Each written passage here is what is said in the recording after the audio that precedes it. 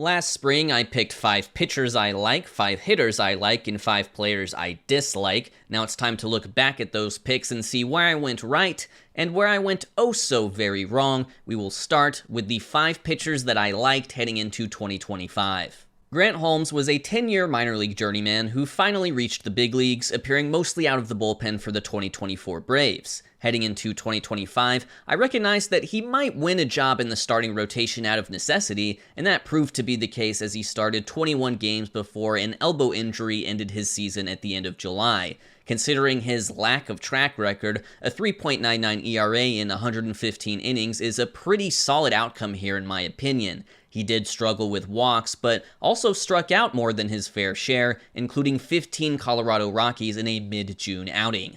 I use a thumbs up or thumbs down system to grade these picks, with an option for 2 thumbs up or 2 thumbs down as well as a neutral grade. I think this is 1 thumbs up. He exceeded preseason expectations, even if he couldn't finish out the season.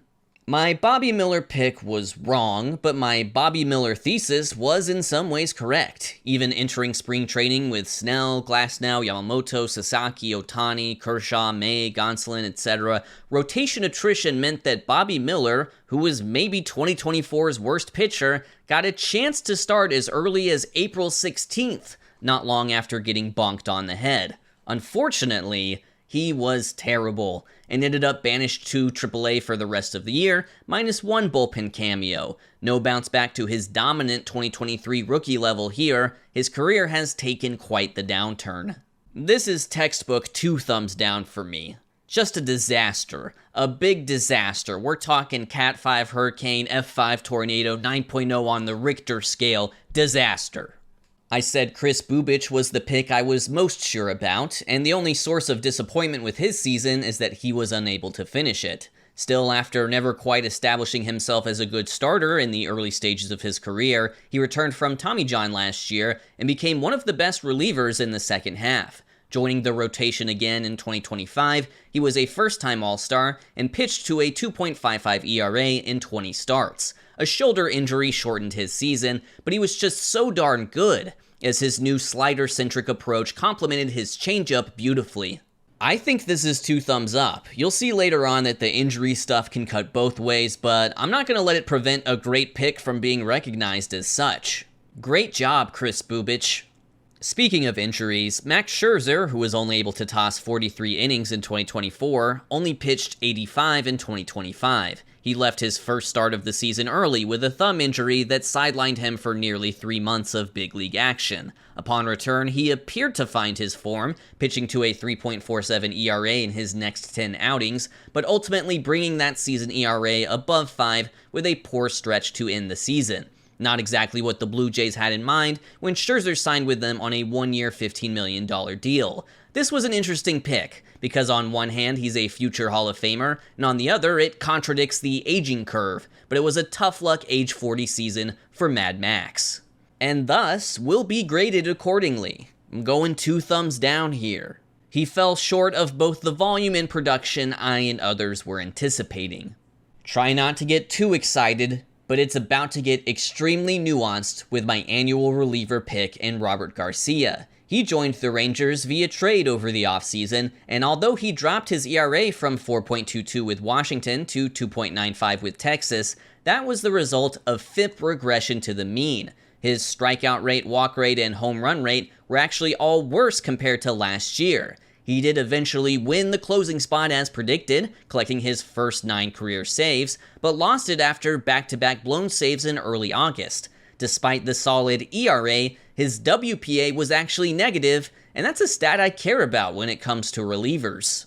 This is actually a neutral grade. A sub-3 ERA is good, but Robert Garcia couldn't get it done when it mattered most. So that's a -1 aggregate for the 5 pitchers I liked. Now it's on to the 5 hitters I liked for 2025. Holy moly, Joe Adell, how about it? After 5 seasons of negative 1.2 WAR, how about plus 1.2? After 5 seasons of 79 OPS plus, how about 111? After 38 homers in 308 games, how about 37 in 152? That's really the headline here. Joe Adell, an extremely hyped prospect, was dreadful from 2020 to 2024, but he finally showed us something in 2025. It wasn't perfect by any means. The on-base was below 300, the defense and center was poor, but compared to everything he had done in his career up to this year, this is a pick I can be proud of. 2 thumbs up for Joe Adell, and 2 thumbs up for me. Let's keep the good times rolling. Because next up is Jonathan Aranda, and he was great too. Among big leaguers with at least 400 plate appearances, he was 2nd in batting average and 6th in on-base percentage. After 3 seasons with brief appearances in the bigs, a few weeks here, a few weeks there, he established himself as an everyday player and made the AL All-Star team. A fractured left wrist took away 2 months of his season, but this is still a large enough sample of success to make this a fairly easy pick to grade. And that grade is +2. Can I get some +2s in the chat? A breakout season for Jonathan Aranda of the Rays. Now here's a tough pick to grade. Nick Gonzalez homered on opening day. That's good. But he hobbled around the bases on a then fractured ankle. That's bad. He returned to the team in June and just didn't have it the rest of the way. I was hoping for a power breakthrough, but he hit his last homer on July 28th before closing the season on a 52-game homerless streak. The Pirates, it seems, still haven't drafted and developed an above-average hitter. I guess it's -2. He had a .661 OPS after all. I just want to know how this season would have gone if he didn't immediately break his ankle hitting a home run. Was Jung-Hoo Lee good in 2025? I think so. His WAR was above 2, his OPS plus was above 100, he was an above-average player to follow up his short, disappointing big league debut in 2024. That said, his performance was essentially right in line with preseason projections, and these grades are handed out according to performance above or below expectations. Expectations sourced from fans, projection systems, fantasy experts, Vegas odds, and most important of all, my own gut feeling. He's the most hyped Korean position player of a generation, and on a 7-figure deal after all, the expectations aren't exactly low. As for my conclusion, this is a neutral grade. That's not a bad thing. He met expectations, I just don't think he exceeded them. We can continue the expectations conversation with Agustin Ramirez, who wasn't a consensus top 100 prospect coming into this season. He certainly exceeded expectations in terms of big league playing time, appearing in 136 games, and as a result, clubbed 21 homers for the Marlins, far higher than his projected total of 8, and second among MLB rookies behind Nick Kurtz. Sure, he was technically a below-average hitter by OPS+, though closer to average for a catcher, and sure, his defense at catcher was so bad that he graded out as replacement level, but it's called 5 hitters I like after all. And I think this is a +1. 1 thumbs up. He was in the running for Rookie of the Year early on, a flawed but ultimately talented player. The hitter picks are done. They gave us an aggregate of +3. Very solid performance in this category, but now it's time to shift this thing into reverse. Here are the 5 players I disliked coming into 2025, meaning if they had bad seasons, I get good grades.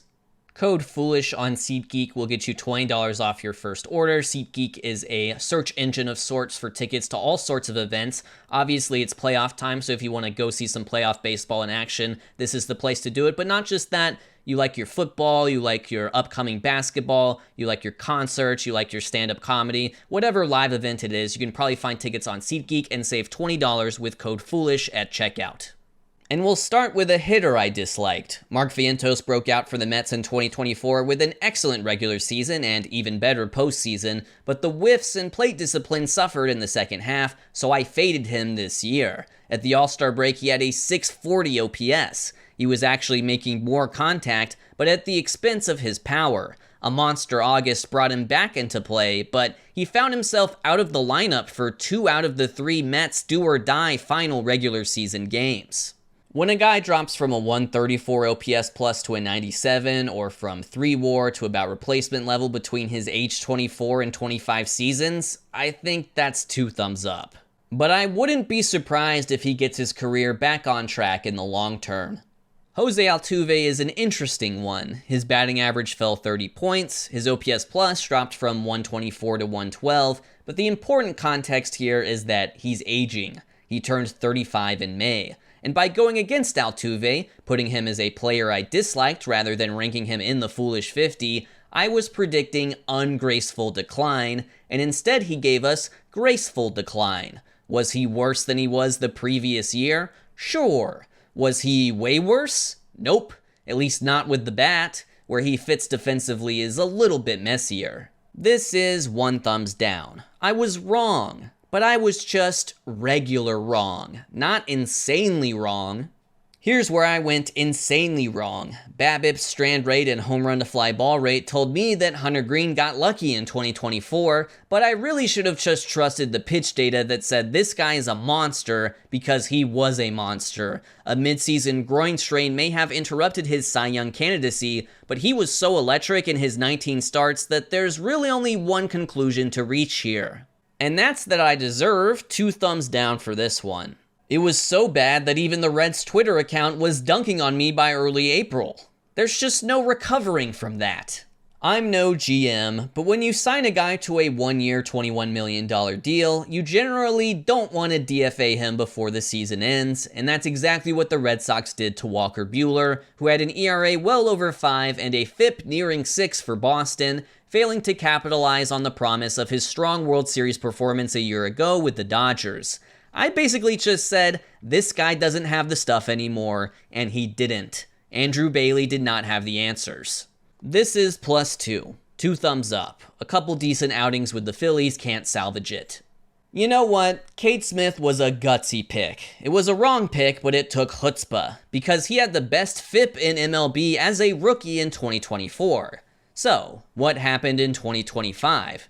Well, his ERA went up a run, but that FIP was still sub 2. He still struck out 35% of batters faced. And, to twist the knife even further, he took over the closer role after Emmanuel Clasé's gambling investigation began.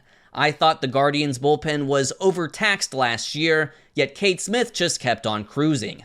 You could argue -1 because of high expectations, but let's be real, it's -2. Cade Smith has firmly cemented himself as one of the top relievers in the league.